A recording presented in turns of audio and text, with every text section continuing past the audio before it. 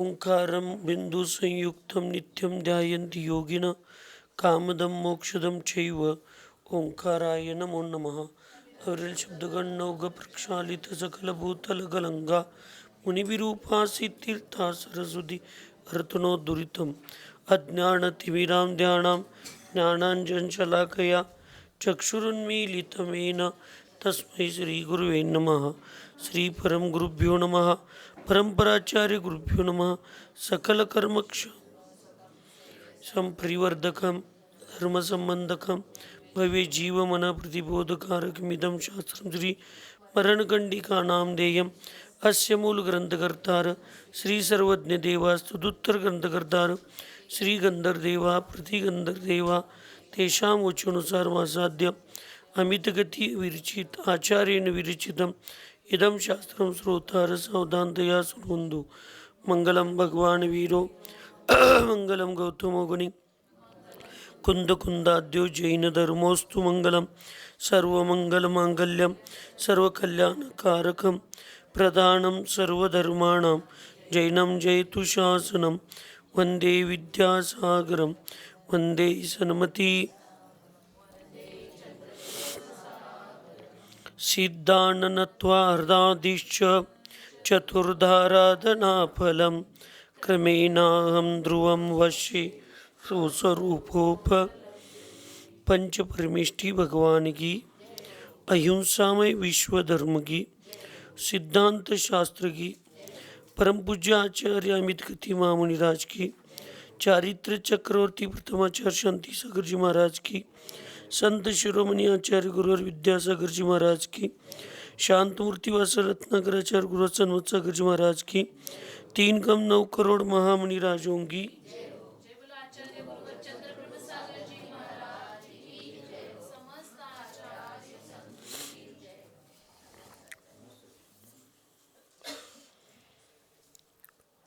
आचार्य भगवंत अमित गति महामुनिराज मरण कंडिका इस महान ग्रंथ में पूर्व चर्चा में सार्वकालिक और असार्वकालिक भेद से अनशन के 2 प्रकार बताए थे।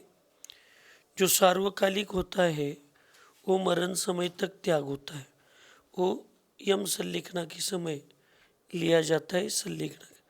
और दूसरा जो असार्वकालिक अनशन होता है वो दीक्षा लेने के दिन से सार्वकालिक अनशन यानी यम संलेखना लेने के समय तक बीच में 1 दिन का 2 दिन का 3 दिन का आहार का त्याग करना, ऐसे उत्कृष्टता से 6 महीने तक का त्याग करना, ऐसे उसको असार्वकालिक अनशन तप कहते हैं। अब इस तप का फायदा क्या है, इस तप को करने से क्या लाभ है, तो आज बताते हैं। बहुदोषा करे ग्रामे प्रवेशो विनिवारित संयमो वर्धित भूतः कुर्वता नशनं तप।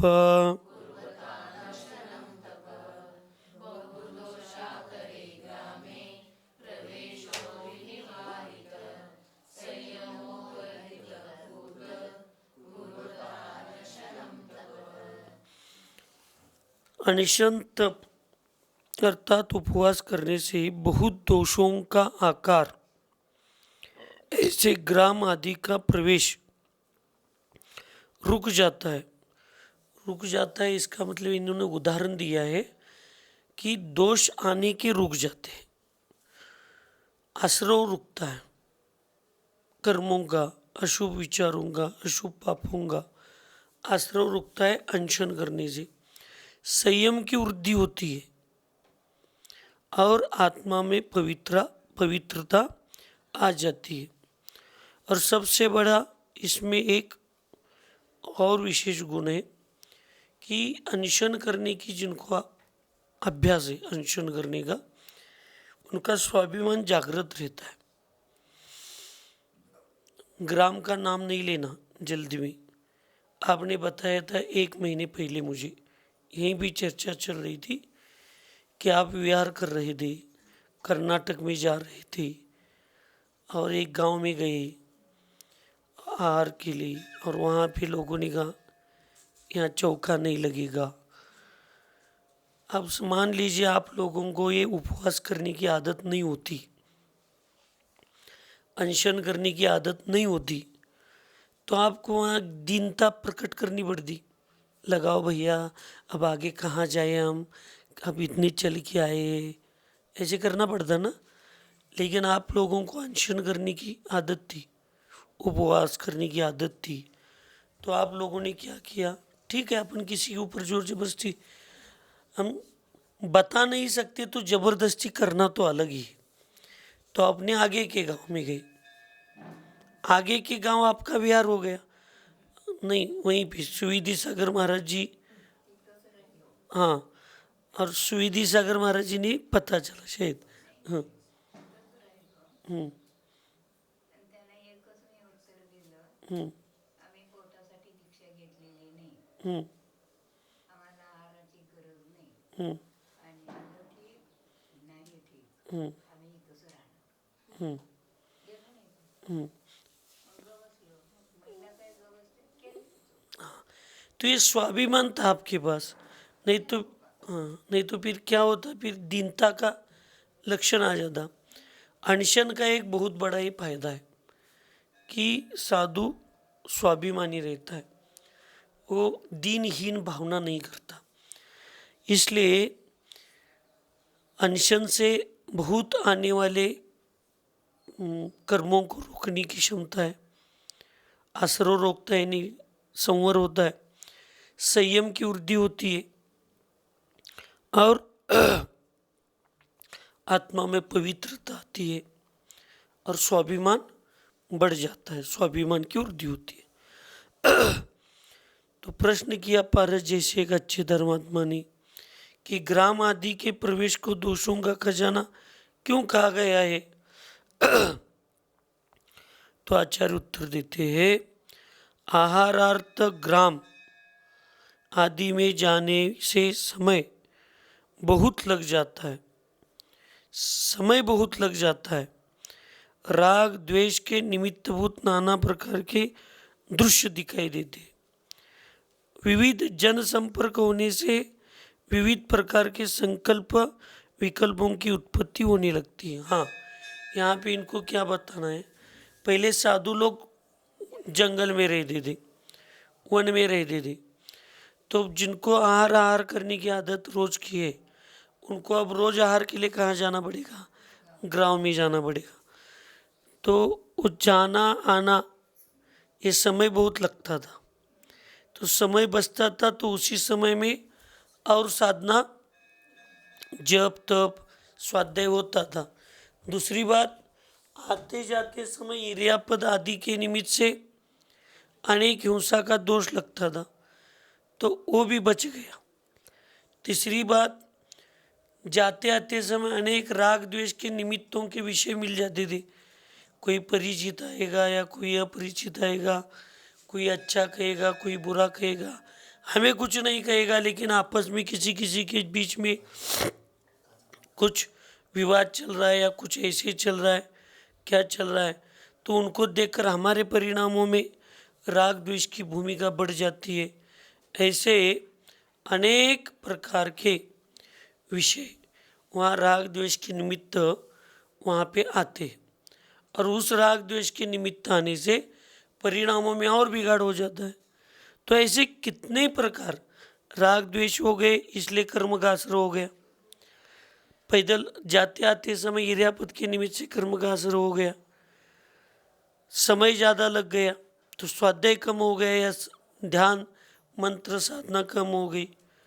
ऐसे अनेक दोषों का कारण है। जनसंपर्क बढ़ेगा तो फिर यहाँ फिर आने के बाद यहाँ ध्यान नहीं लगेगा, फिर उसके प्रति मन में चिंता विषय चालू हो जाएगी। फिर जनसंपर्क ज़्यादा बढ़ेगा तो वो आकर हमारे पास बैठना चालू करेंगे। तो आहार के समय ही नहीं, फिर अन्य समय में भी हमारे ध्यान में, हमारी साधना में, हमारे स्वाध्याय में, आत्मचिंतन में बाधाएं आ सकती है। तो इसलिए इसको दोषों का खजाना कहा। अज्ञानी या दुष्ट जनों द्वारा बोले हुए अपशब्द या गाली आदि सुनकर कषाय वृद्धि होने के अवसर प्राप्त हो जाते। अज्ञानी लोग होते हैं, उनके मुख से अनेक प्रकार के अपशब्द आते हैं, और शब्द अपशब्द आने के बाद फिर क्या होता है मन में। देखिए, संयम साधना सब बात ठीक है, लेकिन कभी कभी ऐसे छोटे समय में बहुत फल देने वाले कर्म के अशुभ कर्मों का उदय आता है। तो किसी के कौन से शब्द के निमित्त से या कौन से दृश्य के निमित्त से कैसे क्या कर्म उदय आएंगे, इसकी कोई गारंटी नहीं। अच्छे भी कभी कभी कम समय में बहुत अच्छे कर्म भी, शुभ कर्म भी उदय में आते हैं, और कभी कभी कम समय में अशुभ कर्म भी उदय में आते हैं। अच्छे का चिंतन करेंगे तो पद्म पुराण में उदाहरण आया है, जो अपने पत्नी पर इतना मोहित था, वो ससुराल अपने अपने पत्नी के मैके भी नहीं छोड़ता था, तो उसका पत्नी का भाई बुलाने के लिए आ गया। तो ये भी पत्नी के साथ उसके गांव जाने लगा। बीच रास्ते में गए तो बहुत दूर देखा तो ऐसे कोई खूंट जैसा पेड़ जैसा खड़े थे, और थोड़े पास में गए तो देखे तो मुनि महाराज जी ध्यान करने के लिए खड़े थे। तो उसको देखते ही खड़ा रह गए हो। अब वो जो पत्नी का भाई था वो मजाक में कहने लगा, वो दिगंबर मुनि महाराज जी है, ज़्यादा देख रहे हैं आप, क्या आपको दीक्षा लेने की इच्छा है क्या? ऐसे उपवास के रूप में किया। तो उसने कहा पुण्य होगा तो हो भी सकता है। तो उसने कहा आप दीक्षा लेंगे तो मैं भी आपके साथ दीक्षा लूँगा, क्योंकि उसको मालूम था दीक्षा ले ही नहीं सकता। तो महाराज जी के पास गया, देखते बैठ गया। महाराज जी ने उपदेश दिया तो उसके दीक्षा वहीं की वहीं दीक्षा हो गई। अब उसने कहा आप तुझे लेना या नहीं लेना इससे कोई मेरा मतलब नहीं, मुझे तो दीक्षा लेना है। तो उसने दीक्षा ले ली। कम समय में अति शुभ कर्मों का उदय आ गया, उसका अनुभव भी मिल गया।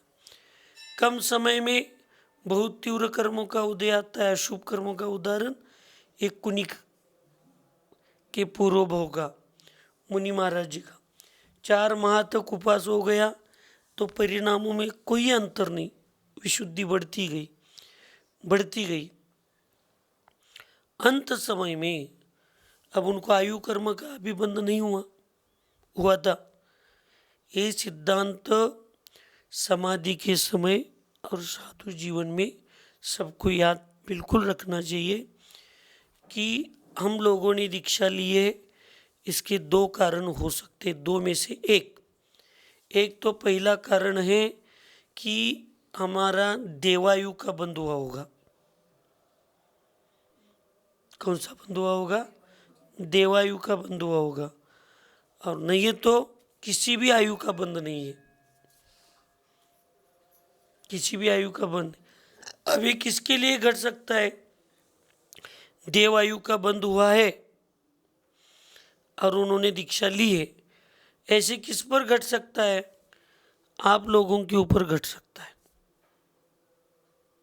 अपेक्षा से, नियम नहीं। क्यों नहीं घट? आपके ऊपर ही क्यों घटता है? हम लोगों के ऊपर क्यों नहीं घटता है? हाँ, ये बगदीर्शानी घटाना है, हाँ, हटाना नहीं। इसलिए उम्र के 2 भाग बीत जाने पर तीसरे भाग के शुरू में पहली बार आयु का बंध होता है। 8 जो निषेध गए आयु कर्म के, वो क्या है? उम्र के त्रिभाग करने, और 2 भाग निकल जाते हैं, और फिर तीसरी बार स्टार्ट में पहली बार आयु का बंध होता है। तो आपके तो दीक्षा लेते समय उम्र के 2 भाग घट गए थे। तीसरे भाग में आप प्रवेश किए थे, तब आप लोगों ने सबने क्या किया, दीक्षा ले ली। तो शायद आप में ये घट सकता है कि देवायु का आपको पहले बंद हुआ होगा और आपने दीक्षा ले ली, ऐसा भी हो सकता है। हम लोगों के हिसाब से क्यों नहीं घटता? सामान्य से अपेक्षा तो अभी हमारी, जब हमने दीक्षा ले ली तब थोड़े हमारी 2 भाग हमारी उम्र के निकल गए थे, दूसरे में प्रवेश किया होगा हम लोगों ने, तब हमारी दीक्षा हो गई। सामान्य सी चर्चा चल रही, नियम नहीं है। इसलिए हमें उस समय शायद आयु का बंध देवायु का नहीं हुआ, किसी भी आयु का बंध नहीं हुआ होगा, तब हमने दीक्षा ली। तो हमें कितनी जागृत रहना चाहिए। और आपको ऐसे समझकर पूर्व में किए हुए धर्म और कषाय 2 बातें मैं बता रहा हूँ, उपयोग करके लेना है नहीं लेना है वो आपकी बात है, इसको हम कोई जबरदस्ती नहीं करेंगे। श्रावक अवस्था में, गृहस्थ अवस्था में इतने दोषों के खजाने में रहकर भी कुछ आपने धर्म किया था, परिणाम अच्छे रखे थे, कुछ धर्म साधना की थी, तभी तो आपको देवायु का बंध बंधा होगा। और फिर आपने दीक्षा ले ली और यहाँ आने के बाद आप कषाय बिगड़ जाएंगे। तो गृहस्थ में देवायु के बंध के निमित्त आपके परिणाम थे और यहाँ आने के बाद परिणामों में स्खलन हो गया। तो आपको धर्म का चिंतन स्वाध्याय करने के बाद इतनी वृद्धि होनी चाहिए कषायों की मंदता में कि भगवान में श्रावक अवस्था में अगर इतना देवायु का बंद करने जैसे और रत्नत्रय की साधना करने जैसे पुण्य की प्राप्ति कर सकती हूँ, तो साधु बनने के बाद मुझे कितने मंद कषाय रखने के बाद मेरी कितना लाभ मेरा हो जाएगा, ऐसे समझकर सब अहंकार, ईर्ष्या, मत्सर, द्वेष, आपस में हीनत्व भाव, ये सब छोड़कर कितने अच्छे से मिलकर रहना चाहिए, कितने घुल मिल कर रहना चाहिए, कितने प्रेम के साथ रहना चाहिए। घर में तो जीवन भर सास के मुट्ठी में रहते हैं और परिस्थिति आ गई तो बहू के हाथ में भी जीवन निकाल के आते, और यहाँ आने के बाद इंस्पेक्टर बनते, फौजदार। अब हम किसी का नहीं सुनेंगे, कोई बड़े बताएंगे, किसी का हमारा कोई संबंध नहीं है। वहाँ तो अपने पोते गाल पर मारेंगे तो भी मेरा पोता कितना मुझे प्यार करता है, प्यार से मार रहा है। और यहाँ कोई अपनी जी छोटी आरी का या साधु कुछ कहेंगे, क्यों तुम्हारे बाप का खाते क्या है। यानी घर में सब जबरदस्ती सहन करके आ गए, और जहाँ सहन करना चाहिए वहाँ के हमारा अहंकार बढ़ जाता है। मैं निंदा नहीं कर रहा हूँ, चिंतन होना चाहिए। पढ़ाई करते, स्वाध्याय करते तो इसका चिंतन होना चाहिए कि श्रावक अवस्था में थोड़े कषाय मंद थे तो देवायु का बंध और दीक्षा लेने जैसे भाव बन गए, पुण्य मिल गया। यहाँ आने के बाद उससे ज़्यादा तो सहन करेंगे, तो शायद अगले भाव में मुझे क्यों पुरुष बनकर दिगंबर दीक्षा धारण करके मोक्ष जाने जैसा मुझे नहीं मिलेगा। नहीं, घर में कुछ विवाद हो गया तो जबरदस्ती से बहू के साथ बोलकर रोटी मांग के खाएंगे, और यहाँ पे कुछ हो गया 2-2, 4-4 महीने एक दूसरे साधु के साथ, हरिका के साथ नहीं बोलेंगे। अगर आप उपचार से महाव्रती हो ऐसे समझते हो तो उपचार से तो 48 मिनट के पहले सब भूलकर एक दूसरों के साथ बोलना चालू करना चाहिए। अगर पंचम गुणस्थानवर्ती है तो 15 दिन के पहले हमारे राग द्वेष ईर्ष्या कम होनी चाहिए और बोलना ये सब चालू होना चाहिए। अगर कोई साधु द्वेष के भावना से 48 मिनट से ज़्यादा अगर अन्य साधुओं के प्रति मन में ईर्ष्या भाव रखता है तो उसके छठे गुणस्थान का पतन होता है। और अपेक्षा से आर्य का अगर 5-15 दिन तक या प्रतिमाधारी सब लोग 15 दिन तक किसी से वार्तालाप द्वेष के भावना से नहीं करेंगे,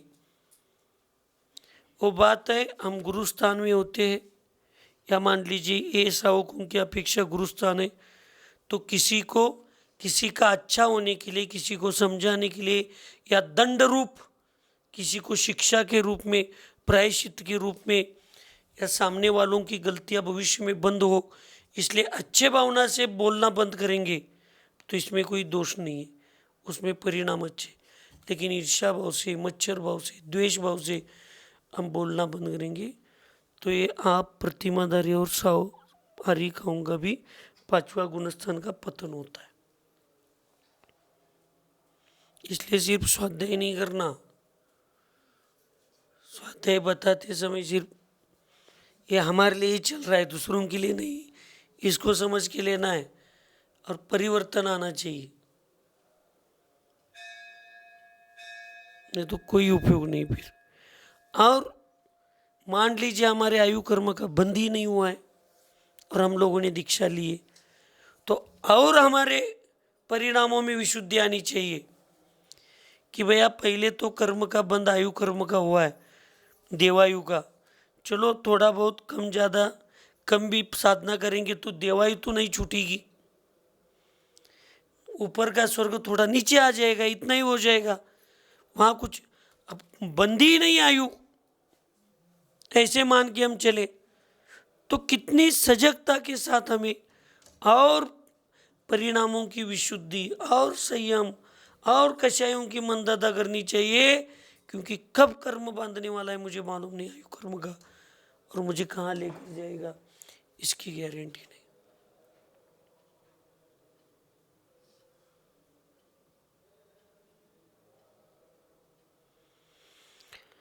ऐसा चिंतन करेंगे तो कहीं तो हमारा थोड़ा बहुत आत्मशुद्धि हो जाएगी, नहीं करेंगे तो फिर गो टू पैवेलियन, जहाँ से आए थे वहीं पे फिर घूमने के लिए जाना पड़ेगा। इसको याद रखिए, बताना हमारा कर्तव्य है, बाकी आप लोगों की व्यवस्था है। इसलिए ये 4 माह तक उपास रहने वाले साधु के परिणामों में बिल्कुल अंतर नहीं आया था, बिल्कुल। और एक महिला ने ऐसे शब्द बोले श्रेणिक राजा के प्रति, उनके कान पर महाराज के शब्द पड़े, अब उनके परिणामों में इतनी संकलेश परिणाम हो गए, अरे राजा तो अपने पद का दुरुपयोग करता है, स्वयं चौका नहीं लगाया, श्रावकों को लगाने नहीं दिया, आज मेरे इस मृत्यु का या मेरी इस अवस्था का कारण कौन है? तू है, तुम्हारे भविष्य में मृत्यु का कारण मैं बनूंगा, ऐसे कहते हैं। उसी समय अंत के अंतर्मूर्त में आयु बनता है और उसी के पत्नी के, उस श्रेणिक राजा के पत्नी के गर्भ में उसी का बच्चा बनकर जन्म लेता है और उसकी मृत्यु का निमित्त बनता है।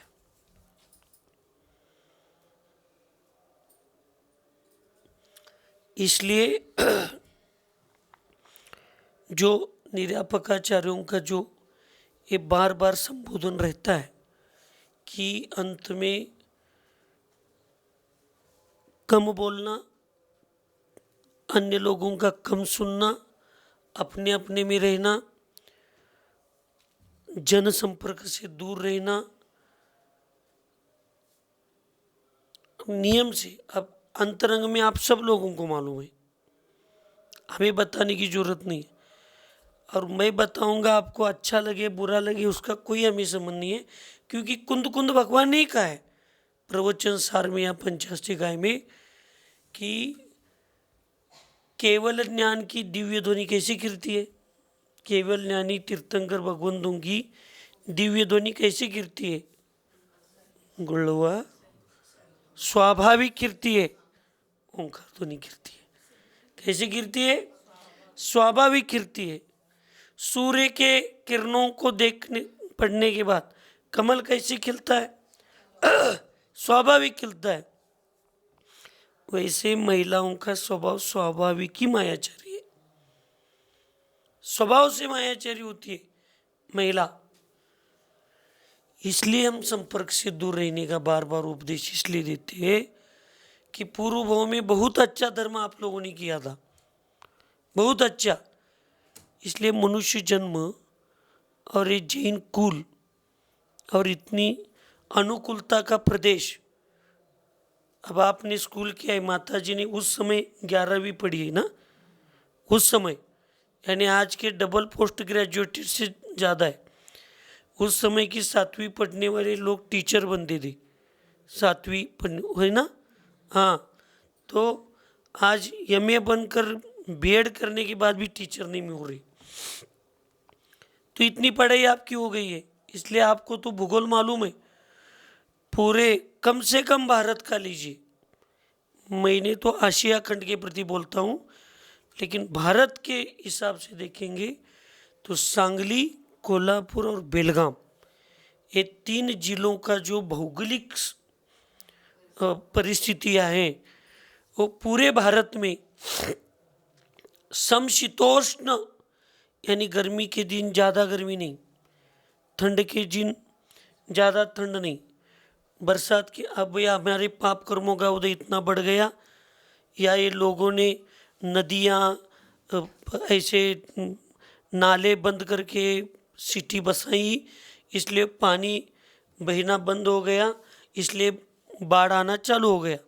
ये हम लोगों की या राजनीति लोगों की कुकर्म या हमारे सबका सामुदायिक कर्म की उदय से थोड़े 10-20 साल में ठीक है, लेकिन अपेक्षा से देखेंगे तो पूरे भारतवर्ष में ये 3 जिलों में जैसा भौगोलिक वातावरण है वहाँ कहीं नहीं है। तो ऐसे स्थान में जन्म हो गया। पूरे भारतवर्ष में इन 3 जिलों में जितना जैन धर्म नहीं है, एमपी में बुंदेलखंड और अपने इधर सबसे ज़्यादा जैन धर्म, जैन समाज यहाँ है। तो ऐसे स्थान में हमारा सबका जन्म हो गया, मुझे पकड़ गए, तो पूर्व का पुण्य है क्या पाप है? पुण्य। ये सब पुण्य करते हुए थोड़ी कहीं मायाचारी कर दी और स्त्री पर्याय को प्राप्त किया। अब स्त्री पर्याय में जन्म लेने के बाद भी इतने पुरुषार्थ के साथ इस आर्य का महाव्रत को आप लोगों ने स्वीकार किया, हम लोगों ने दिगंबर मुद्रा पुरुष होकर स्वीकार कर ली। ये आर्य का महाव्रत को स्वीकार करने का क्या कारण है? माता जी जब भी संलेखना के प्रति चर्चा हमारे साथ 2-3 बार अच्छे से हो गई, तब माता जी की एक ही भावना है समाधि का कि मेरा स्त्री पर्याय नाश होना चाहिए। से ये क्या गलत है माता जी? पहली क्या भावना है आपकी? स्त्री पर्याय ना, एक बार स्त्री पर्याय छेद हो जाए, बाकी फिर पुरुष पर्याय मिलने के बाद तप करने का साधन तो बहुत मिलता है। हमारी आर्य का दीक्षा, हमारा महाव्रत दिगंबर साधुओं का, आपको देखकर हम क्या होने चाहिए? सावधान होने चाहिए कि पूर्व भाव में सब धर्म करने के बाद भी थोड़ी मायाचारी की, इसलिए इनको आर्य स्त्री पर्याय मिली, और अब हम पुरुष होकर भी मायाचारी करेंगे तो शायद हम आगे उधर जाएंगे। इसलिए हम लोगों को भी सावधान रहना चाहिए, और आप लोगों को तो और सावधान रहना चाहिए कि मेरा स्त्री पर्याय छेद हो, इसलिए तो हमने दीक्षा ली है। इसलिए तो हम समाधि को धारण कर रहे। और फिर यहाँ आकर भी कुछ लोग कठिनाई समाज में घूमते समय, ये करते समय, या एक दूसरों के प्रति स्पर्धात्मक जीवन जीते समय हम मायाचारी करेंगे तो फिर अगले भाव में क्या होगा। इसलिए 2 दिन पहले यही इसी में आया था, शायद 10 इसमें आया था। ए बिना कारण नहीं बोलना, कम बोलना, अपना काम नहीं है वहाँ नहीं बोलना, अप्रासंगिक आलाप का त्याग आया था ना 5 भावना में, कहीं भी आया था यहाँ पे 10 मुंडन में। अप्रासंगिक विषयों में, हाँ। तो हमारे अब समाधि का विषय क्या है, हमारे साधु संतों का हमारा भी विषय क्या होता है। बिना मतलब इधर उधर के विषयों की चर्चा नहीं करना।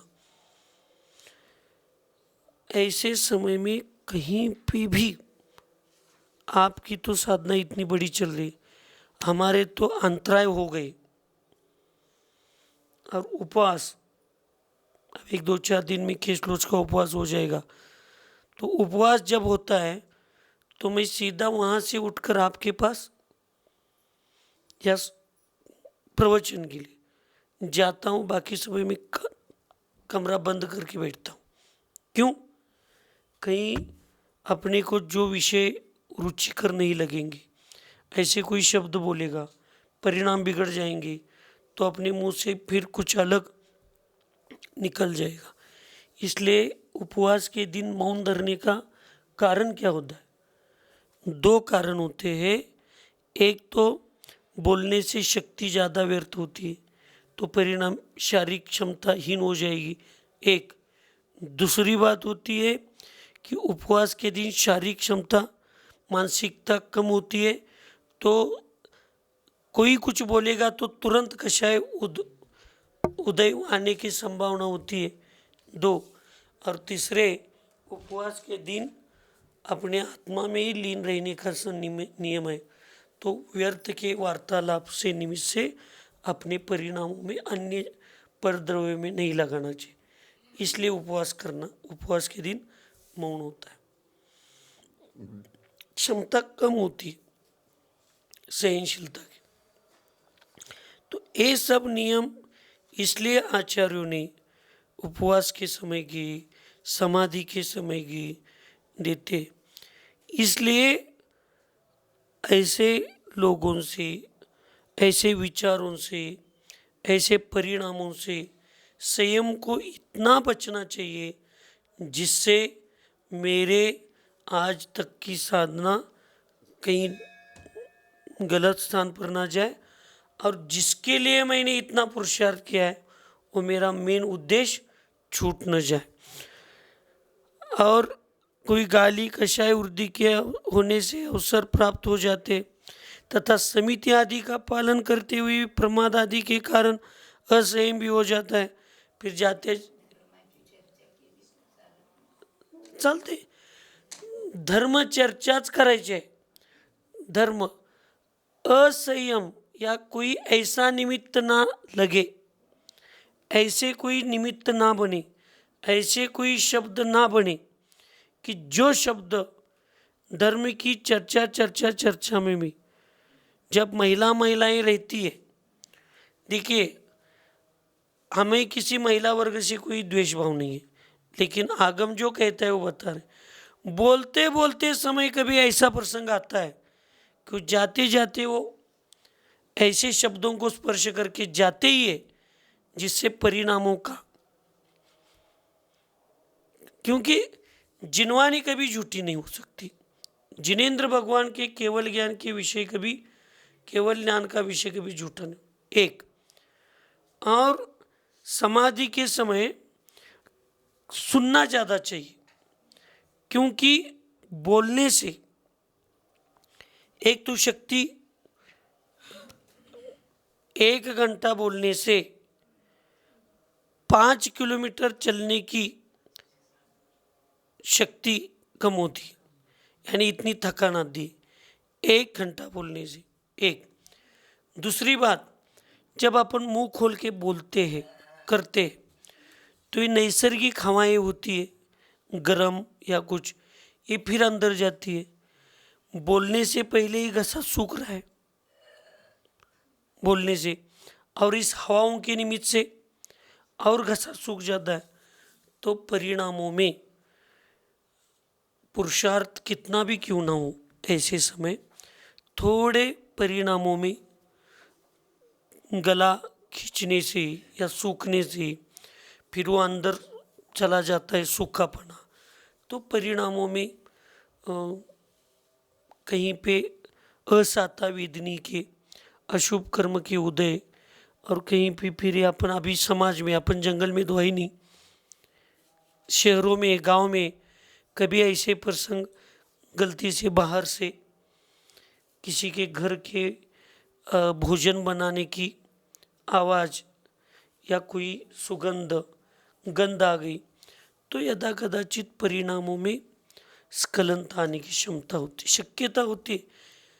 होता ही है ऐसा नियम नहीं है, लेकिन दुर्घटना से देर भली, बोर्ड लगा रहता है, दुर्घटना से देर भली, सावधान रहना सबसे अच्छा काम होता है। एक दूसरा यहाँ पे क्या बताया, विहार करते समय आहार के लिए जाना है तो गांव में जाना पड़ेगा। अब फिर जाते समय कोई 2-4 परिचय के लोग हो गए तो आते जाते समय हमारे साथ बोलेंगे, तो बोलते समय हमारी नज़र नहीं रह सकती, तो इर्यापद का पालन नहीं होगा, भाषा समिति का पालन नहीं हो सकता, अन्य समितियों का पालन भी होने की संभावना बहुत कम है। तब संयम प्रमाद के कारण असंयम भी हो जाता है। नहीं, धर्म समाधि के समय धर्म की चर्चा करने में ही समय, कुछ सुनने में, भक्ति करने में आपकी कुछ गलत फहमी हो गई है कि आपके ऊपर ले रहे हो। ये समाधि की चर्चा में मैं समाधि के शास्त्र को बता रहा हूँ। बोलने से शारीरिक हानि क्या होती है, हाँ, अभी आपको 2 मिनट आपके मन स्थिर करने के लिए आपको बताने के भाव हो गए, 2 मिनट स्थिर कर सकते हो। बाद में आप बोलकर तो मन को स्थिर करोगे, लेकिन बाद में जब गला सूख जाएगा, जब परिणाम बिगड़ जाएंगे, तो पानी पीकर को गले को तो शांत नहीं कर सकते ना। तब क्या करोगे आप, उसका प्रयोजन क्या होगा, और तब परिणाम बिगड़ जाएंगे और अंतरंग में खाने पीने के भाव हो जाएंगे। तो यहाँ बैठकर अकेला किसी को लेना नहीं है, अकेले ही बैठना है, ऐसे शायद मैंने तो 4 महीने में कभी नहीं बताया। हम ये बता रहे सुनना ज़्यादा चाहिए, बोलना कम चाहिए। इस समाधि के प्रसंग में शारीरिक कंडीशन को लेकर हम बता रहे। अब उसको आप क्या लेंगे, और हमने कुछ नहीं कहा, ये आचार्य कह रहे हो, मैं बता रहा हूँ। फिर वो आचार्यों को कहने के लिए आप आचार्यों के वाणी पर भी शंका लेंगे तो उसके लिए हमारा कोई तो दोष आएगा नहीं जो शंका लेगा हो। आज कंडीशन क्या है, विज्ञान भी कहता है, डॉक्टर लोग भी कहते हैं कि 1 घंटा बोलना, 5-6 किलोमीटर चलने के बाद जो परिश्रम होता है उस परिश्रम को उतनी शक्ति और श्रम चली जाती है। तो अभी खाने पीने के तो चांसेस शपक राज के कम होते, खाना ही नहीं है, अब लिक्विड ले रहे आप, उसमें भी कोई शपक राज एक आहार एक उपवास करता है, उसमें भी अब कम कम कम होता जा रहा है। और ऐसे समय में बोलकर ज़्यादा अपने शरीर को तोड़ देगा, शरीर को तोड़ देगा यानी शरीर की शक्ति हीन करेगा। तो यम संलेखना के समय वो क्या करेगा, एक इसलिए तो ये वातावरण बनाया जाता है, गुरुओं की प्रतिमाएं, कुछ सामने ऐसे नमोकार मंत्र है, ध्यान सूत्र है। जब अकेले में मन इधर उधर भटकने का प्रयास रहता है तो इनकी तरफ देखकर अपने मन को स्थिर करना चाहिए।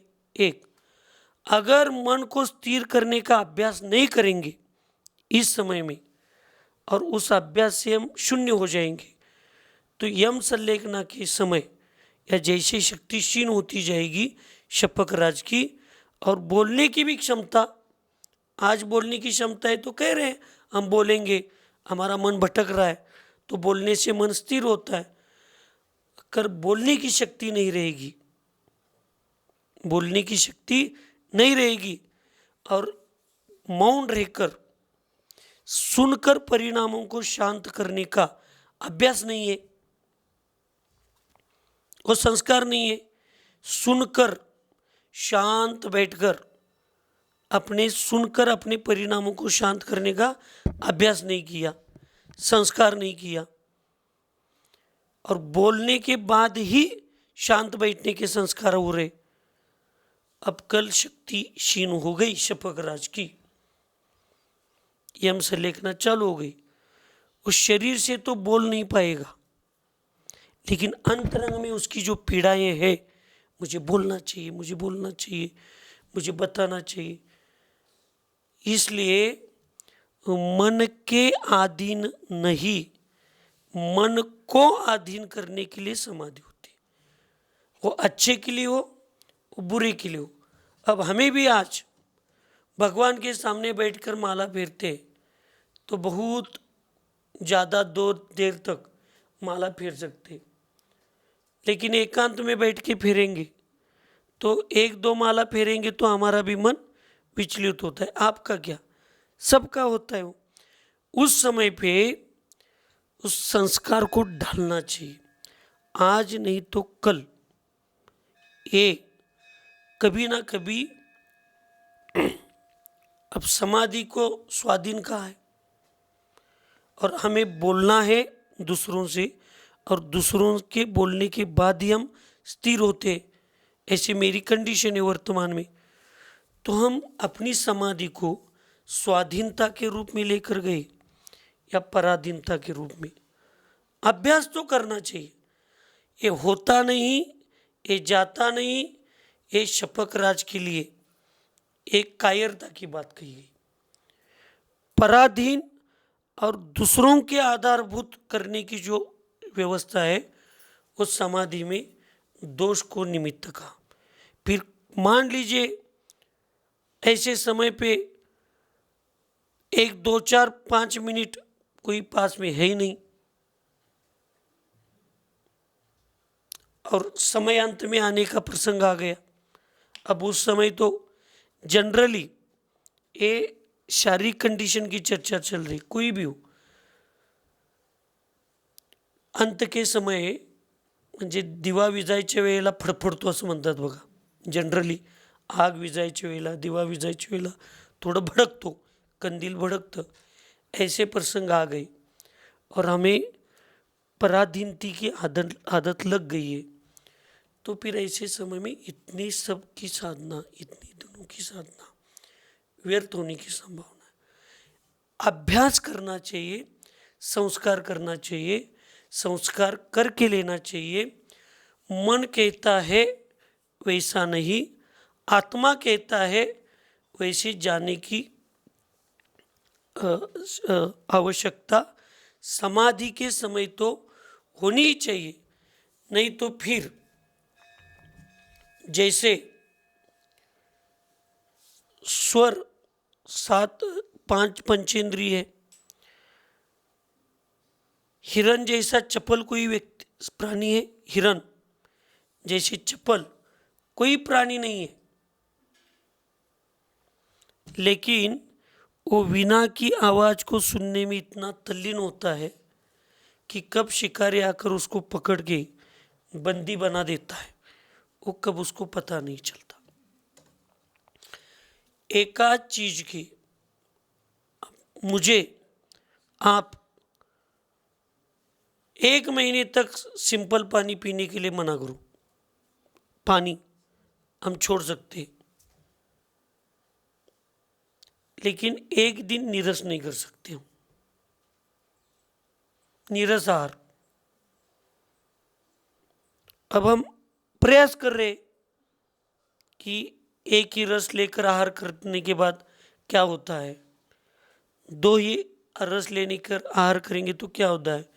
कभी कभी सिर्फ मट्ठा, थोड़ा नमक मिलाकर मट्ठा और रोटी खाते एक सब्जी के साथ, नहीं हो रहा ठीक है, लेकिन प्रयास तो, अभ्यास तो कराने का प्रयास करना चाहिए।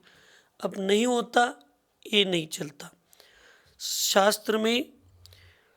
और फिर जिनवानी के विचारों के विपरीत हमारे मन में विचार आने लगे और हम इस पर शंका लेकर या अपने मन में जो भाव शुभ परिणामों के लिए निमित्त हो रहे, उसी को सही मानते हुए हम अगर करेंगे तो नुकसान ना जिनवानी का होने वाला है ना जग का, नुकसान तो मेरा स्वयं का ही होने वाला है।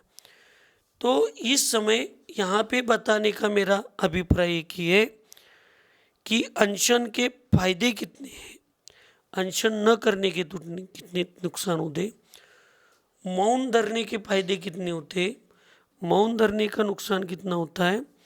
और कभी अंत समय में आयु कर्म की इस परिस्थिति बंधने की, इसमें एक निमित्त, एक शब्द का कोई ऐसा निमित्त बन जाए और परिणामों में कहीं, क्योंकि यहाँ लिखा है कि किसी के राग द्वेष के वचन सुनकर परिणामों के, कषायों के उद्रेक होने का प्रसंग आ जाए तो फिर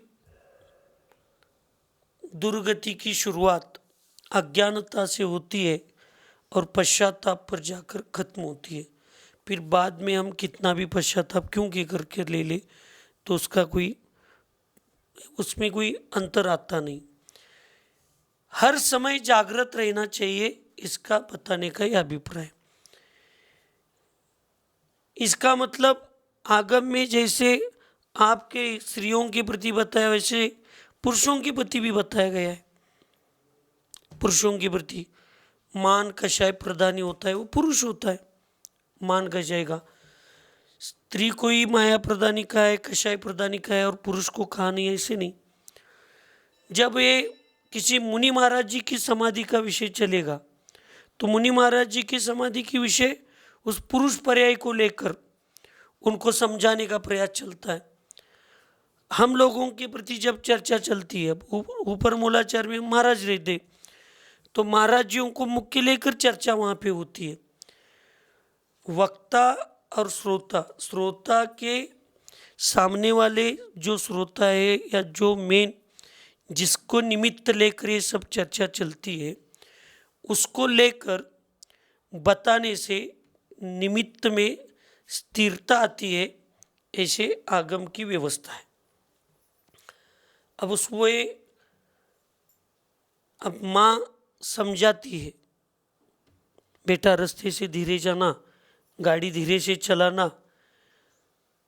अब वो बेटा बोल देगा तो गाड़ी चलाने का लाइसेंस मुझे है क्या, तुम्हें है? मुझे इतना समझ में नहीं आता कि तुम क्या बता रही हो। अब उस बेटे को क्या बताए, माँ का कर्तव्य है, तुम गाड़ी अच्छे से चलाते ही हो, तुम्हारे प्रति हमारे मन में कोई शंका नहीं है, लेकिन बेटा माँ का कलीजा है, बताना वो कर्तव्य होता है। तुम एक साइड से जाओ, धीरे से जाओ, अच्छे से जाओ, गाड़ी मत स्पीड में चलाओ। तुम अच्छे चला रहे हो, लेकिन तुम्हारी गाड़ी इतनी अच्छी कंट्रोल में होनी चाहिए स्पीड में कि सामने वाला भी गलत कुछ आकर तुम्हें ठोकर देने का प्रयास करेगा तो गाड़ी तुम्हारी कंट्रोल रहनी चाहिए, इसलिए बता रहे। ऐसे आगम में साधु हो या कोई भी हो, जिसके भी प्रति हो, वो गलत ही है इसलिए कभी नहीं बताते। उसके हाथ से गलत कुछ ना हो, इसको यानी उसको सावधान करने के लिए ये बताया जाता है। अब सावधान करने के लिए बताने वाले शब्दों को, आगम को हमने हमारे दोषों को बता रहे ऐसे समझेंगे तो फिर वो अपने ही परिणामों में, हमें तो सौभाग्य मानना चाहिए कि पूर्व आचार्यों ने इतना लिख के लिखा है कि अगर उसको हम सिर्फ श्रद्धा और समझ के लेंगे तो हमें इधर उधर जाने के लिए 1% भी कहीं आचार्यों ने जगह नहीं छोड़ी। इतने अलग अलग अलग अलग अलग विचार। अब मुझे तो इतना मालूम नहीं, पहले भगवती आराधना लिपिबद्ध हुई क्या मरण कंडिका हो गई, लेकिन जो भी हुई होगी, तो मान लीजिए पहले भगवती आराधना हो गई, तो अमित गत्री महाराज जी ने ये क्यों सोचा कि एक तो समाधि के ऊपर ग्रंथ है, अब दूसरा मैं क्यों लिखूं। फिर भी उन्होंने अपना प्रयास किया कि मेरी समाधि के लिए मुझे क्या क्या होना चाहिए उसको मैं लिखता हूँ तो मेरी भी स्थिरता होगी और इसके निमित्त से कुछ ऐसा विषय भगवती आराधना से छूटा होगा। तो जैसे समय सार की 2 टीकाएं हैं, कौन सी आत्मख्याति टीका और जैसे महाराज जी की आत्मघाती गीता, और अमृत चंद्र आचार्य की तात्पर्य वृत्ति कुछ टीका है। हाँ हाँ, और हाँ जो भी है अपने शब्दों में नहीं अटकना, 2 टीकाएं हैं। अब वही ग्रंथ बता रहे, वही गाथा को लेकर बता रहे। अमृत चंद्र आचार्यों ने जो लिखा है वही जैसे न आचार्य ने लिखा है, लेकिन पढ़ने में कौन सी अच्छी लगती है? जैसे न आचार्य की। क्यों? सरल भाषा में होता है। ऐसे इसका मतलब अमृत चंद्र आचार्य की प्रतिस्पर्धा नहीं थी जैसे न आचार्य की, इसलिए आगम में लिखा होता है, पढ़ा होता है, वो बताना थी, इसलिए कि हम लोगों को गलती से भी गलती हमारी ना हो जाए, इसलिए बताते।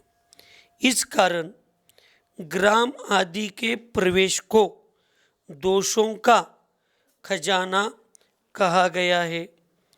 इसी कारण से ग्राम आदि के प्रवेश को दोषों का खजाना कहा जाता है कि गांव में आहार के लिए जाने से इतने अनेक प्रकार के दोष उसमें आते हैं, तो इस दोषों को रोकने के लिए, इस दोषों से छूटने के लिए अनशन का एक लाभ होता है और अनशन को इसको करने का ये फायदा होता है। सबको अनशन करने का अभ्यास होना चाहिए। ऐसी शक्ति भगवान हम लोगों को दे, ऐसा पुरुषार्थ हम लोगों को दे, और जब सकलार्थ क्या क्या क्या था वो, सार्वकालिक अनशन करने का जो तप है उसकी भी क्षमता जो शपक राज है उनको वो पुरुषार्थ और क्षमता भगवान दे। हम लोगों को असार्वकालिक के साथ साथ अचानक से भी आए हुए सार्वकालिक अनशन तप करने का सामर्थ्य और पुरुषार्थ भगवान हम लोगों को दे। इसी मंगलमय भावना के साथ सुखी रहे सब जीव जगत के, कोई कभी न घबरावे, वैर पाप अभिमान छोड़ जग, नित्य नए मंगल गावे। ओम नमः। सबको क्षमा, सबसे क्षमा।